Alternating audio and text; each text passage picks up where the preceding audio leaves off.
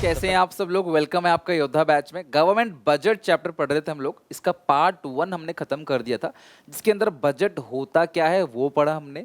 उसके बाद हमने बजट के ऑब्जेक्टिव्स पढ़े, MERA। उम्मीद है वो आपने अच्छे से लर्न कर लिया होगा।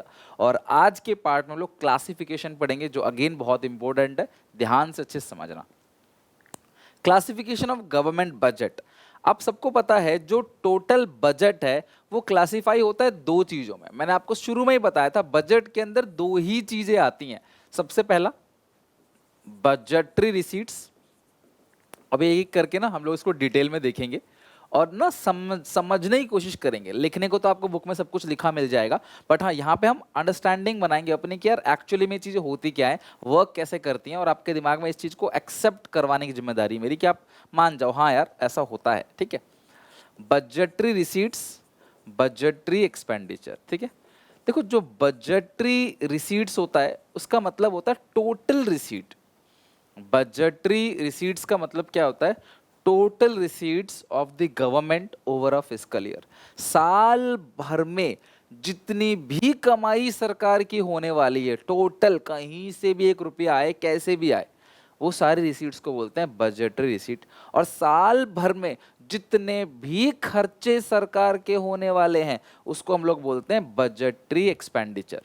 तो साल भर की रिसीट्स बजटरी रिसीट्स, साल भर के एक्सपेंडिचर बजटरी एक्सपेंडिचर। ठीक है, अब जो बजटरी रिसीट्स है वो फर्दर दो पार्ट में है, क्लासिफाइड है। सबसे पहला है रेवेन्यू रिसीट्स, दूसरा है कैपिटल रिसीट्स। उसी तरीके से जो बजटरी एक्सपेंडिचर है वो भी दो पार्ट में क्लासिफाइड है। पहला है रेवेन्यू एक्सपेंडिचर, दूसरा है कैपिटल एक्सपेंडिचर। अब थोड़ा समझने की कोशिश करते हैं कि रेवेन्यू एक्सपेंडिचर किसे कहते हैं, रेवेन्यू रिसीट्स किसे कहते हैं, कैपिटल एक्सपेंडिचर किसे कहते हैं, कैपिटल रिसीट्स किसे कहते हैं। अकाउंट्स में भी आपने ये पढ़ा होगा, थोड़ा बहुत मिलता जुलता है, पूरा नहीं, थोड़ा बहुत। ठीक है, सिंपल सी बात है। रिसीट्स का मतलब पैसे का आना, इतना समझ रहे हो। रिसीट्स का मतलब क्या है? पैसे का आना। तो पैसा फ्री में तो आएगा नहीं, कुछ ना कुछ तो क्लास देना पड़ेगा, तभी आपको पैसे मिलेंगे, राइट। तो रिसीट्स का मतलब है पैसे का आना। और रेवेन्यू रिसीट्स वो रिसीट्स है जिससे सरकार की कोई भी असेट ना कम होती है, ना ही कोई लाइबिलिटी बढ़ती है। रेवेन्यू रिसीट्स गवर्नमेंट की वो रिसीट है जिससे सरकार की कोई एसेट्स कम नहीं हो रही, सरकार के पास से कुछ नहीं जा रहा, सरकार की जेब से कुछ भी नहीं जा रहा है, और ना ही सरकार की कोई लाइबिलिटी बन रही है, ना ही सरकार का कोई कर्जा बन रहा है। फ्री फंड का पैसा है, उसको हम लोग क्या बोलते हैं? Revenue receipt. तो रेवेन्यू रिसीट सरकार की वो रिसीट है जिससे सरकार की कोई भी एसेट ना ही कम हो रही है और ना ही कोई भी लाइबिलिटी बढ़ रही है। कुल मिला के फ्री फंड का पैसा सरकार के पास आ रहा है। एग्जाम्पल के तौर पर टैक्सेस। तो जो इंसान आप टैक्स पे करते हैं, आपके पेरेंट्स से पूछना, आप वो टैक्स जो पे करते हैं क्या उनको रिटर्न में कुछ मिलता है? कुछ भी नहीं मिलता रिटर्न में। सरकार की तरफ से बस थैंक्स, आप एक अच्छे टैक्स पेयर हो कह के हो जाता है। इसके अलावा तुम्हें कोई सर्विसेज नहीं मिलती। मैं टैक्स पे नहीं करता और आप टैक्स पे करते हो, तो क्या आपकी घर के आगे सड़क बनेगी और मेरे घर के आगे सड़क नहीं बनेगी? क्या आपके स्ट्रीट लाइट आपको मिलेंगी और मेरे को स्ट्रीट लाइट नहीं मिलेंगी? समझ रहे हो बात को? तो इसीलिए क्लास गवर्नमेंट बजट रिसीट होता क्या है क्लास? ऐसी total receipt of the government. और रेवेन्यू रिसीट सरकार की ऐसी रिसीट है जहां सरकार की कोई भी एसेट ना कम होती है, ना ही कोई लायबिलिटी बढ़ती है, मतलब फ्री फंड का सरकार को पैसा मिल गया।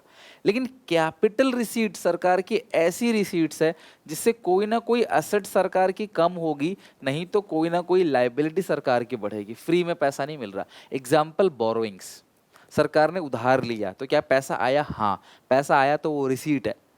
लेकिन क्या कोई लायबिलिटी बनी उधार लेने से? हाँ लायबिलिटी बन गई, कर्जा बन गया, सरकार को पे भी करना पड़ेगा, तो वो कैसी रिसीट है? Capital receipt.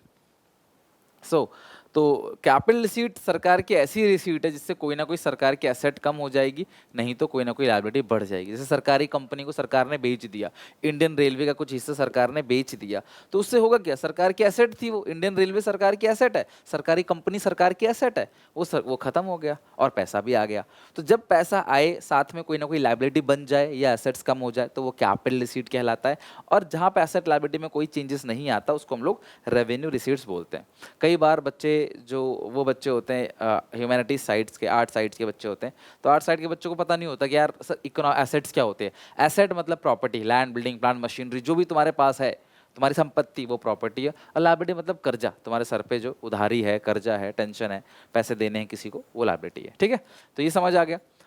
अच्छा, बजटरी एक्सपेंडिचर क्या होता है क्लास, जहां पे सर बजट टोटल एक्सपेंडिचर। अब रेवेन्यू एक्सपेंडिचर क्या होता है, ऐसा खर्चा जिससे सरकार की कोई भी असेट नहीं हो रही क्रिएट। अब खर्च करोगे तो क्या होगा, मैं खर्च करूंगा तो गाड़ी लाऊंगा, घर लाऊंगा, सामान लेके आऊंगा, एसेट खरीदूंगा। लेकिन ये एक ऐसा खर्चा है सरकार का जिससे सरकार के पास कोई एसेट ना ही आता है और ना ही कोई लायबिलिटी कम होता है। यानी आपने कोई खर्चा किया, अपने पुराने कर्जदारों को पेमेंट कर दिया, अपना कर्जा उतार दिया आपने, ऐसा कुछ नहीं है, फ्री का खर्चा है सरकार का, ना कोई एसेट आ रहा है ना कोई लायबिलिटी कम हो रहा है। Example, subsidy. सरकार जो सब्सिडीज देती है ना, गरीबों को जो सब्सिडी देती है सरकार, तो वो कोई लायबिलिटी तो है नहीं सरकार की, तो वो लायबिलिटी कम नहीं होती उसमें कोई, और ना ही कोई एसेट बढ़ रहा है उसके अंदर। सरकार सब्सिडी देती है तो कुछ मिलता है थोड़ी, सरकार को कुछ नहीं मिलता। तो ये ऐसे एक्सपेंडिचर है जिससे ना ही कोई एसेट क्रिएट होता है, ना ही कोई लायबिलिटी रिड्यूस होता है। लेकिन कैपिटल एक्सपेंडिचर ऐसे एक्सपेंडिचर है जिससे कोई ना कोई एसेट क्रिएट होगा, नहीं तो कोई ना कोई लायबिलिटी रिड्यूस होगा। कैपिटल एक्सपेंडिचर जैसे रीपेमेंट ऑफ लोन, आपने अपने लोन की रीपेमेंट कर दी तो कर्जदार कम हो गया, आपके खर्चा तो हुआ लेकिन कर्जा भी कम हो गया। या purchase of super computer from America, तो असेट आ गया आपके पास, सरकार के पास सुपर कंप्यूटर आ गए, ठीक है, सरकार ने फ्रांस से रफाल खरीदा तो वो सरकार के पास आ गया, असेट आ गया। खर्चा हो रहा है, असेट आ रहा है, तो ये कैपिटल नेचर का है। खर्चा आ रहा है, खर्चा हो रहा है बट असेट नहीं आ रहा, तो ये रेवेन्यू नेचर का हो गया, राइट। सो ये मीनिंग आपको पता होना जरूरी है, आगे हम डिटेल में और एक्सप्लेन करेंगे। बट हाँ, रेवेन्यू रिसीट्स ऐसी रिसीट्स है जिससे सरकार की कोई एसेट कम नहीं होती, ना ही कोई लायबिलिटी बढ़ती है। कैपिटल रिसीट में या तो एसेट कम होगी या लायबिलिटी बढ़ेगी। एक्सपेंडिचर, रेवेन्यू एक्सपेंडिचर ऐसे एक्सपेंडिचर है जिससे सरकार की कोई एसेट ना क्रिएट होती है, ना ही कोई लायबिलिटी कम होती है। कैपिटल एक्सपेंडिचर में कोई ना कोई एसेट सरकार की क्रिएट होगी, नहीं तो कोई ना कोई लायबिलिटी सरकार की कम होगी। ओके, आगे बात करते हैं। अब बजटरी रिसीट में आ गया रेवेन्यू रिसीट, कैपिटल रिसीट। अब रेवेन्यू रिसीट फर्दर दो पार्ट के हैं, कौन कौन से, टैक्स रेवेन्यू, टैक्स से जो सरकार के पास आ रहा है वो टैक्स रेवेन्यू है। Non tax revenue, other than tax से जो सरकार के पास पैसा आ रहा है, मतलब अदर देन टैक्स से सरकार के पास वो पैसा आ रहा है जिससे कोई भी असेट ना ही कम हो रही, ना ही कोई लायबिलिटी बढ़ रही है। जैसे फीस है, फाइन है, पेनल्टी है, चालान है, कॉन्ट्रावेंशन ऑफ लॉ है, कोर्ट फीस है, ये सब नॉन टैक्स रेवेन्यू है। बाकी टैक्सेस जो देते हो आप, जीएसटी, इनकम टैक्स, वो क्या है आपका टैक्स रेवेन्यू। आई क्लास बात समझ। फिर टैक्स भी दो टाइप के होते हैं, डायरेक्ट टैक्स और इनडायरेक्ट टैक्स। ये क्लासिफिकेशन ध्यान रखना। मेरी जेब से पैसा निकला, सरकार की जेब में चला गया, डायरेक्ट टैक्स। लेकिन मेरी जेब से पैसा निकला, दुकानदार की जेब में गया, दुकानदार की जेब से सरकार की जेब में गया, तो ये सरकार की जेब में पहुंचा तो लेकिन इनडायरेक्टली, उसको बोलते हैं इनडायरेक्ट टैक्स, जिसको आप लोग जीएसटी बोलते हो। डायरेक्ट टैक्स मतलब इनकम टैक्स, ठीक है। इनडायरेक्ट टैक्स में कस्टम ड्यूटी आता है, जीएसटी आता है ना। इनडायरेक्ट टैक्स के अंदर पहले गुड्स एंड सर्विसेज टैक्स नहीं था तो सेल्स टैक्स हुआ करता था, वैल्यू एडेड टैक्स हुआ करता था, उसके अलावा सेंट्रल टैक्स हुआ करता था, है ना। खैर आप छोड़ दो, अब सिर्फ जीएसटी है, वो ये क्लास आपका क्या है, इनडायरेक्ट टैक्स है। GST, custom duty, indirect tax है। Wealth tax, property tax, income tax, corporate tax, ये सब क्या डायरेक्ट टैक्स जो आप किसी से वसूल नहीं सकते। ओके, सरकार ने मेरे पे लगाया, मैं ग्राहक से वसूल नहीं सकता, समझ रहे हो बात को, वो डायरेक्ट टैक्स है। सरकार ने मेरे पे लगाया लेकिन मैं ग्राहक से वसूल सकता हूँ उसको, तो इनडायरेक्ट टैक्स है। Direct tax regressive, direct tax जो है वो प्रोग्रेसिव नेचर का है, जितना ज़्यादा कमाते चले जाओगे उतना ज़्यादा टैक्स लगता चला जाएगा। इनडायरेक्ट टैक्स रिग्रेसिव नेचर का है। रिग्रेसिव पता है क्या होता है, कांस्टेंट। मैं गया एक पिज़्ज़ा खरीदने, मैं बहुत गरीब आदमी हूँ, 100 का पिज़्ज़ा मुझे पड़ा 105 रुपये का टैक्स मिला के। मुकेश अंबानी बहुत अमीर आदमी, वो भी गए पिज़्ज़ा खरीदने, 100 का पिज़्ज़ा, उनको भी 105 का पड़ेगा। गरीब हो अमीर हो, जीएसटी सबके लिए क्या है क्लास सेम है, उसको इनडायरेक्ट टैक्स बोलते हैं, रिग्रेसिव। लेकिन मैं अपनी इनकम पे, क्योंकि गरीब हूँ तो कोई टैक्स नहीं दूंगा, लेकिन मुकेश अंबानी अपनी इनकम पे हजारों करोड़ का टैक्स देंगे, तो उसको क्या बोलते हैं, डायरेक्ट टैक्स, मतलब जितना ज़्यादा कमाते चले जाओगे उतने हायर रेट से आप टैक्स देते चले जाओगे, वो प्रोग्रेसिव होता है और ये रिग्रेसिव। नॉन टैक्स रेवेन्यू के अंदर फीस है, फाइन है, पेनल्टी है, कोई इंसान मर गया उसकी कोई वसीयत नहीं है तो स्टेट गवर्नमेंट उसका पैसा ले लेती है, स्कीट बोलते हैं उसको, सरकार को इंटरेस्ट मिल रहा है, सरकार को पेनल्टी मिल रहा है, सरकार को गिफ्ट मिल रहा है, वो सब क्लास नॉन टैक्स रेवेन्यू के अंदर है। और नॉन टैक्स क्यों है क्लास? क्योंकि टैक्स के अलावा। और रेवेन्यू क्यों क्यों है क्लास? क्योंकि ना ही कोई एसेट घट रही है, ना ही कोई लायबिलिटी बढ़ रही है। तो ये क्लासिफिकेशन ध्यान रखना। रेवेन्यू रिसीट्स की क्लासिफिकेशन में 3 चीज़ें आती हैं, अभी हम पढ़ेंगे डिटेल में, आप लिख लो पहले। Recovery of loan, disinvestments और borrowings. Recovery of loan, disinvestments and borrowings. और बजटरी एक्सपेंडिचर तो 2 मैंने बता ही दिया क्लास आपको। तो ये है क्लास क्लासिफिकेशन ऑफ बजट, इसको अच्छे से लिख लो क्लास। अब एक एक करके इस पूरे चैप्टर में यही पढ़ना है बस, पूरे बजट चैप्टर में यही सब चीजें हम लोगों को पढ़ना है। ओके चलो आओ, सबसे पहले हम बजट की बात करें तो 2 चीजें आती हैं, रिसीट्स, एक्सपेंडिचर। मैं आपको बता चुका हूं, साल भर में होने वाली सारी कमाई रिसीट, साल भर में होने वाले सारे खर्चे एक्सपेंडिचर, राइट। देन है बजटरी रिसीट। से होता क्या है? Budget receipt refers to total estimated money receipt of the government from all sources during a fiscal year. साल भर में किसी भी सोर्स से कितना ही पैसा आ जाए वो बजटरी रिसीट्स के अंदर आएगा। वो 2 पार्ट है, रेवेन्यू रिसीट और कैपिटल रिसीट। अब रेवेन्यू रिसीट्स क्या होता है? These are those receipts of the government which do not leads to reduction in any assets, जिससे सरकार की कोई भी असेट ना कम हो रही है, nor creation of any liability of the government, ना ही सरकार की कोई लाइबिलिटी बढ़ रही है, ना ही सरकार की कोई एसेट्स कम हो रही है और ना ही सरकार की कोई भी लाइबिलिटी बढ़ रही है। ठीक है। Revenue receipts are of 2 types. Revenue receipt 2 type का होता है, पहला है टैक्स रिसीट, दूसरा है नॉन टैक्स रिसीट। टैक्स से आने वाला कोई भी पैसा उसको टैक्स रिसीट बोलते हैं। टैक्स छोड़ के अदर देन जो पैसा आ रहा है उसको नॉन टैक्स बोलते हैं। These are those receipts of the government which are received from the tax component, यानी टैक्स सोर्स। टैक्स होता क्या है? Tax is a compulsory payment to the government under any law. किसी नियम कानून के तहत हम टैक्स पे करते हैं, लाइक जीएसटी एक्ट हो गया, लाइक इनकम टैक्स एक्ट हो गया। ठीक है, तो इस तरीके से The taxpayer cannot expect any service or benefit from the government in return. तुम्हें कोई सर्विसेज, कोई बेनिफिट नहीं मिलता। If a person fail to pay the tax, he is liable to for penal action. अगर टैक्स नहीं दोगे, tax की चोरी करोगे, टैक्स एवेजन करोगे, तुम्हारे पर कानूनी कार्रवाई की जाएगी। It is to be treated as revenue receipt because it neither create any liability nor reduce any asset. ना ही सरकार की कोई एसेट्स कम होती है, ना ही कोई लायबिलिटी बढ़ती है, इसीलिए क्लास इस टैक्स को हम लोग रेवेन्यू रिसीट मानते हैं। ठीक है।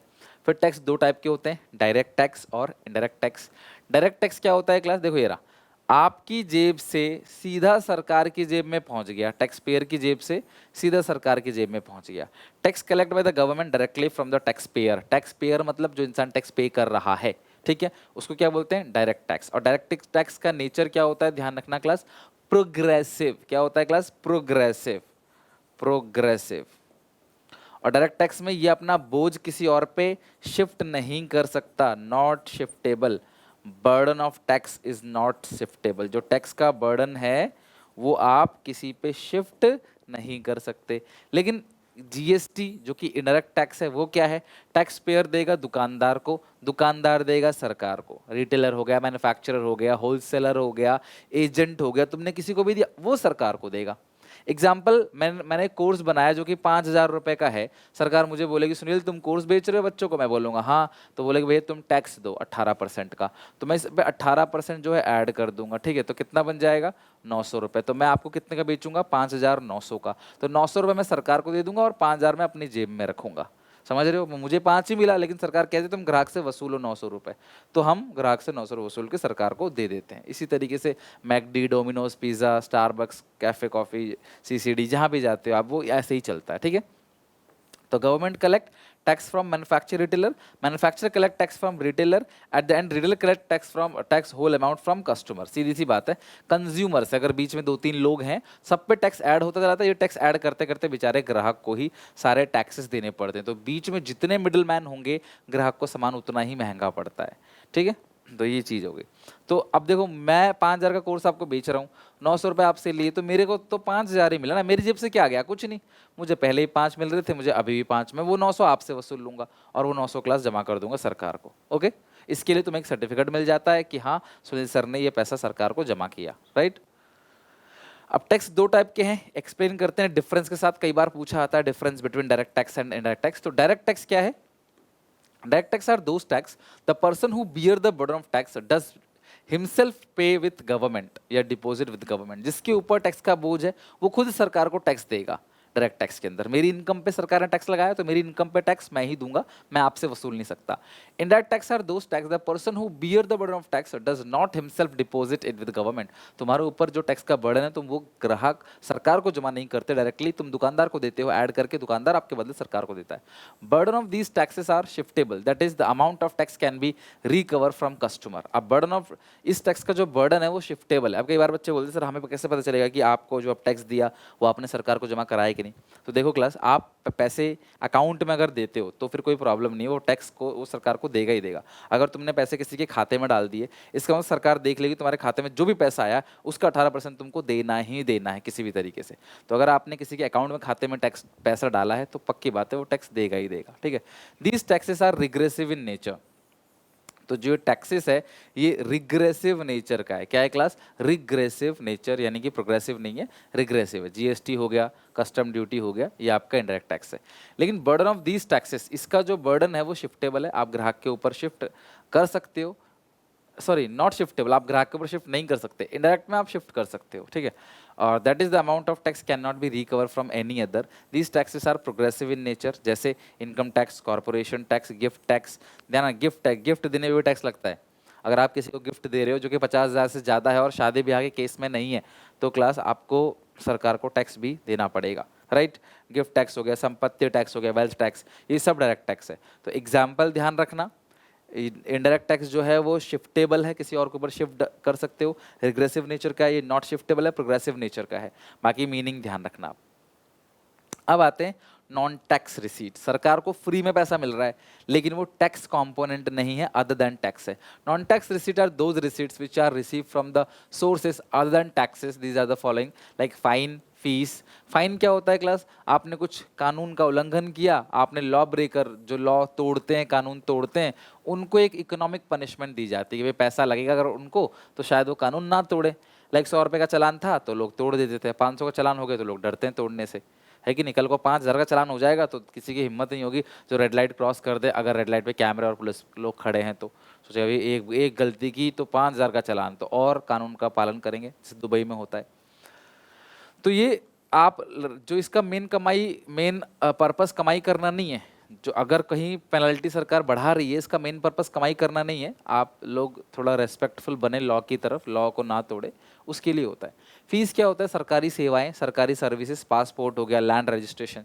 अब जमीन खरीदते हैं ना तो 5, 6, 7% का सरकार को स्टैंप ड्यूटी देना पड़ता है। बर्थ रजिस्ट्रेशन फीस हो गया, पासपोर्ट फीस हो गया, कोर्ट फीस हो गया, लाइसेंस फी हो गया। सरकार किस तरफ से जो भी सर्विसेज आपको मिल रही है ना, उसका अगर आप पे करते हो, कोई जुडिशियल सर्विसेज, एडमिनिस्ट्रेटिव सर्विसेज आप जो देते हो सरकार को, पैन कार्ड बनवाने का जो पैसा सरकार को देते हो, वो सारी की सारी जो पेमेंट है वो class for commercial not a payment for commercial services, ठीक है। It is a payment for administrative और judicial services provide to people. सरकार जो जुडिशियल सर्विसेज, एडमिनिस्ट्रेटिव सर्विसेज देती है जनता को, उसके लिए होता है। तो फीस हो गया, फाइन हो गया, पेनाल्टी हो गया, skit. It refers to the income of the state which arise out of the property left by the people who without a legal heir. अगर कोई इंसान के पास संपत्ति है, कोई वसीयत नहीं है, कोई बच्चा नहीं है जो डायरेक्टली ट्रांसफर हो जाए, तो सरकार वो पैसे रख लेती है।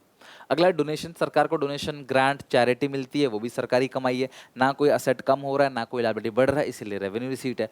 टैक्स है नहीं है, इसीलिए नॉन टैक्स रिसीट है, right? Grant received by the government are also source revenue in the event of some natural calamity like flood हो गया, famine हो गया, earthquake हो गया, देश में कुछ वो हो गया, कोई ऐसी चीज़ हो गई देश के अंदर, अनहोनी हो गई, देश को नुकसान हो गया भारी भरकम, तो बाहर से हमें डोनेशन मिलता है, हमें चैरिटी मिलता है, ग्रांट मिलता है। कई बार बाहर हमारे देश के लोग बसे हुए हैं अलग अलग जगह, ठीक है, कनाडा में बसे हुए हैं, अमेरिका में बसे हुए, तो वो लोग हमको पैसे देते हैं, लंदन बसे हुए हैं। इनकम फ्रॉम पब्लिक एंटरप्राइज, तो जो सरकारी कंपनी होती है उससे जो पैसा आता है वो भी आपका नॉन टैक्स रेवेन्यू रिसीट है। जैसे इंडियन ऑयल हो गया, भिलाई स्टील प्लांट हो गया, LIC, BHEL, ठीक है, या इंडियन रेलवे हो गया। तो ऐसी सरकारी कंपनी से जो सरकार को पैसा मिलता है वो भी रेवेन्यू रिसीट का पार्ट है, लेकिन नॉन टैक्स रेवेन्यू रिसीट है। इंटरेस्ट, सरकार ने कुछ उधार दे रखा है, interest receive by the government, उस पर जो सरकार को उधार मिलता है ऑन लोन ग्रांटेड और consider as a revenue receipt. तो सरकार ने किसी को उधार दिया, उससे जो इंटरेस्ट मिल रहा है, पैसा आ रहा है, हाँ जी रिसीट है, पैसा आ रहा है, हाँ जी रिसीट है। क्या कोई असेट बढ़ रही है, सॉरी घट रही है, नहीं। क्या कोई लायबिलिटी बढ़ रही है, नहीं। तो ये कैसा रिसीट है, रेवेन्यू रिसीट। क्या टैक्स है, नहीं। तो ये क्या है class, non tax revenue receipt. आ रही है बात समझ? तो interest, donation, charity, state, income from government employ, government sorry company, income from government company, fees, fine, penalty, ये सब चीज़ें किसके अंदर आती है, non tax revenue receipt. Non tax क्यों, टैक्स नहीं है। रेवेन्यू क्यों, ना कोई असेट कम हो रहा है, ना कोई लायबिलिटी बढ़ रही है सरकार की, और रिसीट क्योंकि पैसा आ रहा है। तो ये है सारा का सारा क्लासिफिकेशन रेवेन्यू रिसीट का। अब आते हैं कैपिटल रिसीट के अंदर। तो उसके अंदर भी तीन चीज है, शॉर्ट में RDB, recovery of loan, RCB बोलते हो ना आप, RCB, विराट कोहली, RCB। अब क्या बोलोगे, RDB, recovery of loan, disinvestments and borrowings. So अब कैपिटल रिसीट क्या होता है, these receipt are those receipt of the government which leads to creation of any liability, कोई ना कोई लायबिलिटी बनेगा, और रिडक्शन इन एनी एसेट, कोई ना कोई असेट जरूर कम होगी, फ्री का पैसा नहीं आएगा, कोई ना कोई लायबिलिटी बनेगा। इसके अंदर सबसे पहली चीज है रिकवरी ऑफ लोन, फिर डिसइन्वेस्टमेंट, फिर बोरोइंग। रिकवरी ऑफ लोन क्या होता है, सरकार ने अगर किसी को लोन दे रखा है तो वो सरकार के लिए क्या है, अगर आप किसी को लोन देते हो तो वो क्या है आपके लिए, एसेट है। तो जब आप वो लोन रिकवर कर लोगे तो सरकार की एसेट्स कम हो गई, पैसा आया और लेकिन सरकार की एसेट्स कम हो गई। तो रिकवरी ऑफ लोन कैसा रिसीट है, कैपिटल रिसीट। क्योंकि अगर आपने किसी को लोन दिया है तो वो बैलेंस शीट में एसेट साइड दिखता है, जब आप उसे रिकवर कर लोगे तो वो एसेट कम हो जाएगा, ठीक है। अगला है disinvestment. Disinvestment occurs due to privatization, सरकार अपनी कंपनी का एक हिस्सा किसी को बेच देती है, this is called PSU, disinvestment. सरकार के पास मान लो किसी कंपनी के 80% शेयर है, सरकार ने 10% शेयर प्राइवेट को बेच दिया उसका, तो सरकार ने अपनी एसेट्स, इन्वेस्टमेंट इन शेयर्स क्या होता है, एसेट्स, आपने उसे बेच दिया। इन्वेस्टमेंट मतलब इन्वेस्टमेंट करना, एसेट खरीदना। डिसइन्वेस्टमेंट मतलब इन्वेस्टमेंट को बेच देना, तोड़ देना या सेल कर देना, एक ही बात है। तो अगर आप इन्वेस्टमेंट को बेचोगे तो पैसा आएगा, रिसीट है, लेकिन आपकी एसेट भी खत्म हो जाएंगी, तो वो कैपिटल रिसीट कहलाएगा, राइट। अच्छा, इसमें कैश को एसेट मत मानना। कई बार बच्चे बोलते हैं sir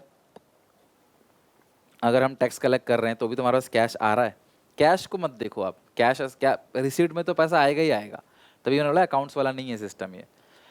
Disinvestment occur due to privatization. It means sale of share of public sector undertaking to private sector. It reduce the asset of the government. ये जो अंडरटेकिंग है इसका मतलब क्या है, कंपनी चल रही है, बंद नहीं हो रही। किसी कंपनी के मेरे पास इतने शेयर्स थे, मैंने कुछ शेयर्स किसी और को बेच दिया, this is called PSU, disinvestment. तीसरा है क्लास यहाँ पे बोरोइंग्स एंड अदर लायबिलिटी। अगर सरकार उधार लेती है, चाहे RBI से ले उधार, चाहे पब्लिक से उधार ले, चाहे फॉरेन बैंक से उधार ले, फॉरेन गवर्नमेंट से उधार ले, international monetary fund, world bank से उधार ले, सरकार उधार अगर लेगी तो लायबिलिटी बनेगी और पैसा आएगा। तो इसीलिए क्लास इसको हम लोग क्या बोलते हैं, बोरोइंग्स एंड अदर लायबिलिटी को कैपिटल रिसीट। और ये एक इकलौती ऐसी रिसीट है जहां सरकार की लायबिलिटी बनती है, इसीलिए बोरोइंग्स को हम लोग क्या बोलते हैं, these are debt creating capital receipt. ये ऐसा कैपिटल रिसीट है जिससे सरकार का डेट क्रिएट होता है, राइट। थर्ड पॉइंट है, तो borrowings and other liability, government borrow money from general public by issuing share, security और फ्रॉम RBI और from rest of the world, it create liability of the government, so borrowing are also called debt creating capital receipt. तो borrowings को हम लोग debt creating capital receipts कहते हैं, okay, debt creating capital receipt. तो ये थे तीन component, recovery of loan, disinvestment, borrowing, और तीनों थे किसके, कैपिटल रिसीट। तो रेवेन्यू रिसीट हमने कर लिया अच्छे से, कैपिटल रिसीट भी हमने अच्छे से कर लिया, एक एक कंपोनेंट को हमने अच्छे से सीख लिया। कल को कोई क्लासिफिकेशन का क्वेश्चन आ जाए कि क्लासिफाई करो कि ये रेवेन्यू है कैपिटल है, तो हम देखेंगे असेट अगर कम हो रहा है या लायबिलिटी बढ़ रहा है तो रेवेन्यू, असेट कम नहीं हो रहा, लायबिलिटी नहीं बढ़ रहा तो कैपिटल। बाकी आपको कंपोनेंट्स याद तो हैं ही, ये 3 पॉइंट कैपिटल है, टैक्स, नॉन टैक्स, रेवेन्यू है, राइट। चलो यहाँ तक हो गया। अगली क्लास में हम लोग डिफरेंस देखेंगे रेवेन्यू रिसीट्स के, कैपिटल रिसीट्स के, और क्वेश्चन भी बनाएंगे क्लासिफिकेशन के, और देन हम लोग अगली क्लास में एक्सपेंडिचर को भी पूरी तरीके से ख़त्म कर देंगे। तो आज हमने काफ़ी कुछ पढ़ा, तो यहाँ तक पढ़ के समझ करके याद करके आना। नेक्स्ट क्लास में हम लोग कंटिन्यू करेंगे और अगले इस क्लास के बाद 3 से 4 क्लास मैक्सिमम और ये चैप्टर विद न्यूमेरिकल हर एक चीज़ के साथ हम खत्म कर देंगे। सो मिलते हैं नेक्स्ट वीडियो में, इतना पढ़ के जरूर आना।